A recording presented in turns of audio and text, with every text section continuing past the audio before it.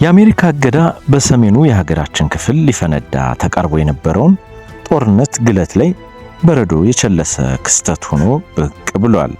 ይህ በየሰከንዶች እና በየደቂቃው በየሰዓታቱ ተለዋጭ የሆነው የቀጠናዊ ፖለቲካዊ ሁኔታ በሚስተዋልበት የአፍሪካ ቀንድ የተለመደ ነው። ከሰሞኑ ጽምዶ በሚል በፖርት ሱዳን የተካሄደው የሰሜናውያን ትብብር አሜሪካ እንደ ቀልድ አልተመለከተችውም ነበር። ጉዳዩን በቅርበት ስትከታተለው የነበረው አሜሪካ የዚህን ንቅናቄ ዋና ጠንሳሽና መስራች በሆነው የህወሓት ኃይሎችና ቤተሰቦቻቸው ላይ የቪዛ እገዳን ማድረጓን የአሜሪካ ውጭ ጉዳይ ሚኒስቴር አስታውቋል።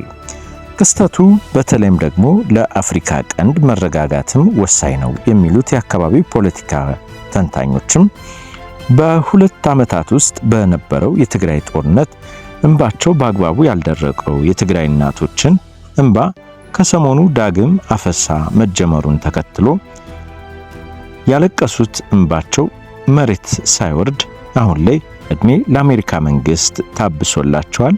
ፈጣሪም ልመናቸውን ሰምቷል።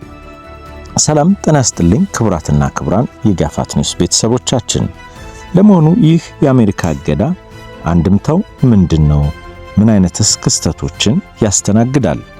ለአፍሪካ ቀንድ ቀጠናስ ውጥረት ምን ያክል አርጋቢ ነው የሚለውን የምንዳስስ ይሆናል። አሜሪካ በኢትዮጵያ ያለውን ሰላም በማናጋት ውስጥ ተሳታፊ ናቸው ባለቻቸው አክራሪ የህወሓት አባላትና የቅርብ ቤተሰቦች አባሎቻቸው ላይ የቪዛ ክልከላ መጣሏን አስታውቃለች።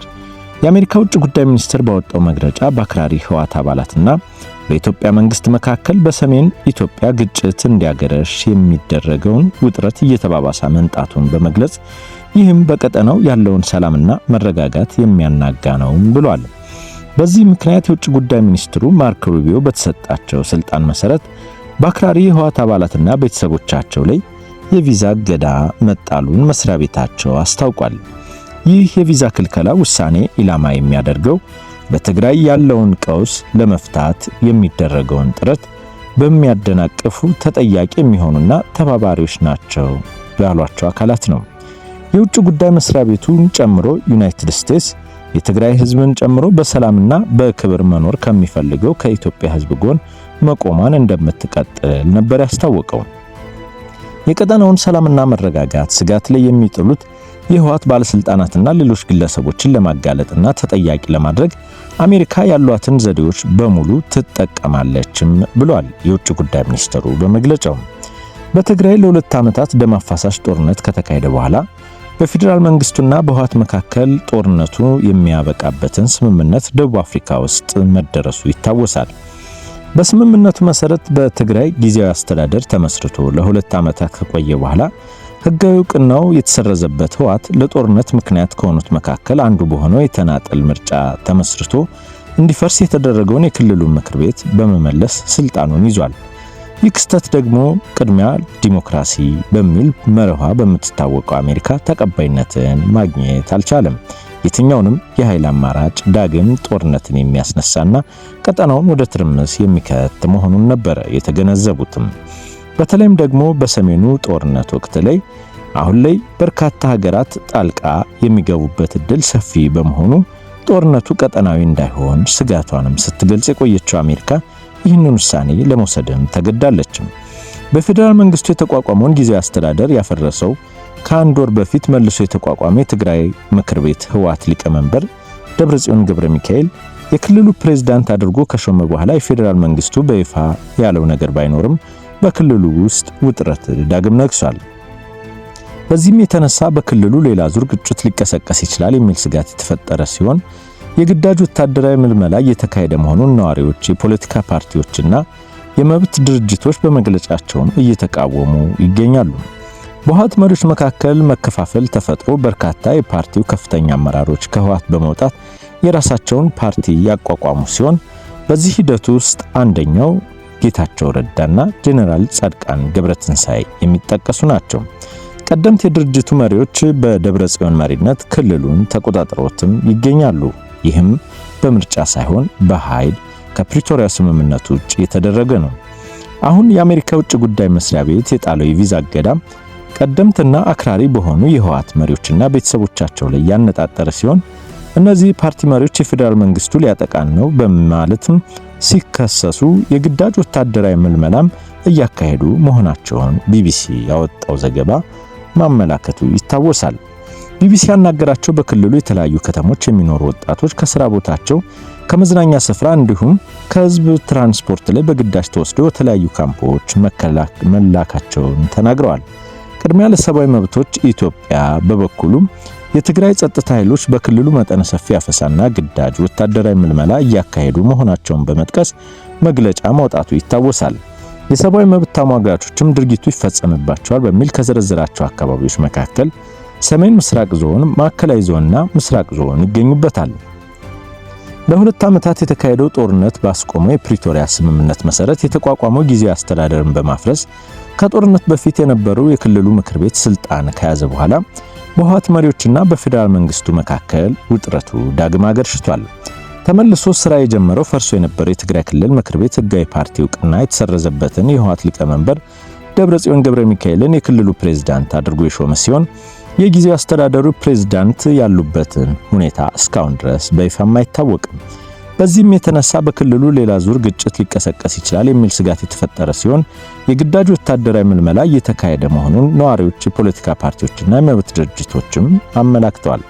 በተጨማሪም በደብረጽዮን የሚመራው የክልሉ መንግስት በቅርቡ ይፋ ያደረገው ረቂቅ ህግ ደግሞ እድሜያቸውና የጤና ሁኔታቸው የሚፈቅድላቸው ማንኛውም የትግራይ ተወላጆች የክልሉን መንግስት የሚያቀርበውን የክተት ጥሪ ተቀብሎ የመሳተፍ ብሔራዊ ግዴታ እንዳለባቸው ይደነግጋል። ይህንን የማይቀበል ማንኛውም ሰው ከ10 ሺህ እስከ 50 ሺህ ብር ተከቶ ግዴታውን እንዲፈጽም ያደርጋል የሚል አንቀጽም በረቂቅ ህጉ ላይ ተቀምጧል። የትግራይ ተቃዋሚ ፓርቲዎች ህወሓት በክልሉ የግዳጅ ወታደራዊ ምልመላ እያደረገ መሆኑን በመግለጽ መግለጫቸውን ማውጣታቸውን ይታወሳል።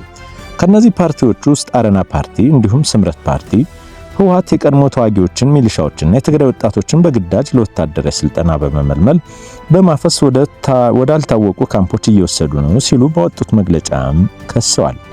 ቢቢሲ ትግረኛ የታጣቂዎችን በአስገዳጅ ለውትድርና የታፈሱ ሰዎችን ከወታደራዊ ማሰልጠኛ ያመለጡ ወጣቶችና ቤተሰቦችንም አነጋግሮ ያረጋገጠው እውነታ ይህ ነው።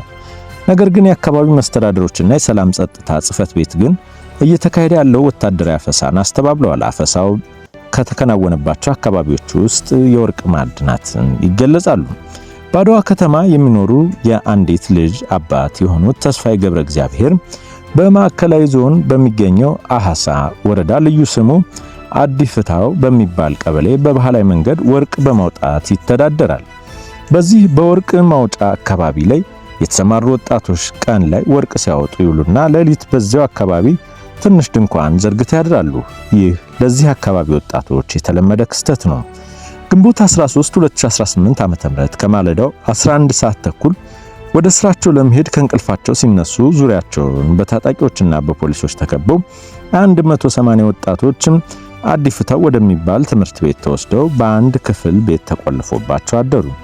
ለደህንነቱ በመስጋትም ስሙ እንዳይገለጽ የጠየቀው ከታፈሱት ወጣቶች መካከል አንዱ በማግስቱ ግንቦት 14 2018 ሲቪል የለበሱና የታጠቁ ሰዎች በመምጣት ወደ ግንባር ወደ ትጥቅ ትግል እንድንሄድ እንዳፈሱን ነገሩን ይላል። ይህ የትግራይ ወጣቶች ሁኔታ ነው ይላል። ወጣቶቹ በሶስት አውቶቡሶች ተጭኖ ማዕከላዊ ዞን ነበለት አቅራቢያ ወደሚገኝ ሰጉህ ወደሚባል ወታደራዊ ማሰልጠኛ እንደተወሰዱ ቢቢሲ ያነጋገራቸው ግለሰቦችም አስረድተዋል። እዛው አድዋ ማርያም ሸዊቶ ከሚባል ቀበሌ እንደደረሱ ተስፋዬ ከአፈሳውና የሚጠብቀውን ወታደራዊ ስልጣን ለማምለጥ ሲል ከመኪና ዘለው በኋላም ጭንቅላቱ ላይ ከባድ ጉዳት ደርሶበት ሆስፒታል እንደሚገኝ ወንድሙ ደግሞ ተናገረ። ወጣቱ የጭንቅላት ቀዶ ሕክምና ቢደረግለትም እስካሁን ድረስ ግን አለማውራቱን የተገለጸው የአሐሳ ወረዳ ሰላምና ጸጥታ ጽሕፈት ቤት ኃላፊ አቶ ኤልያስ ገብሩ ይህ ለራስ ፖለቲካዊ ጥቅም ህዝብን ለማደናገርና ችግር ለመፍጠር ካልሆነ በስተቀር በዚህ ድርጅትም የተካሄደ አፈሳ የለም በማለት ደግሞ ጉዳትም የደረሰበት ሰው አለመኖሩን የገለጹበት መንገድ ለበርካቶች አስደንጋጭ ሆኗል። ይህ ክስተትን ትንሽ አሳሳቢ የሚያደርገው ጉዳይ ደግሞ በዚሁ አካባቢ የሚኖሩ በተለይም ደግሞ ከታሰሩ እናቶች ውስጥ አንዷ የሆነችውና በአጋዚ ጣቢያ ቀበሌ ወላጅ ስብሰባ ስላለ ወደ ቀበሌ እንድትመጡ በሚል ጥሪ ደርሷቸው ከሄዱ ወላጆቹ አንዷ ከታሰረች በኋላም ለ7 ቀናት ያለ ምግብ መቆየቷን የገለጸች ሲሆን ለአቅመ አዳም የደረሱ ልጅ አለሽ ስለተባልሽ ልጅሽን ነው የፈለግነው አሉኝ። ከኔ ጋርም የለም ስላቸው ታመጫዋለሽ ብለው በአጋዚ ጣቢያ ቀበሌ ለ8 ቀናት ያለ ምግብ ቆለፉብኝ ይላሉ እኒህ እናት። ልጆቻችሁን ባሎቻችሁን አናመጣም ካላችሁ ፍተሻ መደረጉ አይቀሬ ነው ብለውናል ያሉት ወላጆችም ጭንቀታቸው ከፍተኛ ሲሆን በ2 ዓመቱ ጦርነት ከሞቱት ልጆቻችን በተጨማሪ ገና ታዳጊ ልጆቻችን ደረሱልን ስንል ለሌላ ጦርነት መቅረባቸው ይህ የትግራይ እናቶች ሌላ ስጋት ነውም ብለዋል። ስለ ጉዳዩ የትግራይ ክልል ሰላምና ጸጥታ ቢሮ ኃላፊ የሆኑት ጄኔራል ፍስሐ ኪዳኑ ፍስሐ ማንጁስ ከቢቢሲ ትግረኛ ጋር ተጠይቀው መልስ ሰጥተዋል። በመልሳቸውም ለተመለመሉ ወጣቶች በቢሮአቸው በኩል ወታደራዊ ስልጠና እየተሰጠ መሆኑን አልካዱም። ነገር ግን ጄኔራሉ ሲናገሩ የኛ ስራ ሰራዊት ምልመላ አይደለም፣ እሱን አሁን ካለው መንግስት ጋር ተነጋገሩ፣ እኛ የምናሰለጥነው መንግስት የመለመላቸውን ወጣቶች ነው ብለዋል። የዜና ምንጩም እንደገለጸው ይህ ግዳጅ ወታደራዊ ምልመላን እያከናወነ ያለው በዶክተር ደብረጽዮን ገብረ ሚካኤል የሚመራው ማዕከላዊ ኮማንድ ፖስት ነው ማለታቸው ነበር። ዶክተር ደብረጽዮንም ሆነ ምክትላቸው አቶ አማኑኤል አሰፋ ግን በጉዳዩ ላይ መልስ እንዲሰጡ በተደጋጋሚ በቢቢሲ በኩል ቢጠየቁም መልስ ግን እስካሁን አልሰጡም። ከወራት በፊት በህወሓት የሚመሩት የትግራይ ኃይሎችም ከ4 ዓመት በፊት በተካሄዱ ጦርነት በኋላ ለመጀመሪያ ጊዜ በአማራና ትግራይ ክልል አዋሳኝ አካባቢዎች ላይ ከፌደራል መንግስት ኃይሎች ጋር መጋጨታቸውን የአሜሪካ ውጭ ጉዳይ ሚኒስቴር መግለጫ ያስታውሳል። በዚህም ምክንያት ነው የትግራይ ክልልን ለመታደግ የትግራይ ህዝብን የትግራይ ወጣቶችን ለመታደግ የአሜሪካ መንግስት ይህንን ውሳኔ የደረሰው። በቀጣይ ከዚህ ውሳኔ ባለፈ አሜሪካ ምን አይነት እርምጃ ተወስድ ይሆን የሚለው በበርካቶች በጉጉት የሚጠበቅ ክስተት ሆኗል። ክቡራትና ክቡራን የጋፋት ኒውስ ቤተሰቦቻችን እናንተስ ምን ትላላችሁ? ሐሳብ አስተያየታችሁን ኮሜንት አድርጉልን። ስላዳመጣችሁን እናመሰግናለን። የዩቲዩብ ቻናላችን ሰብስክራይብ፣ ኮሜንትና ላይክ ያድርጉ።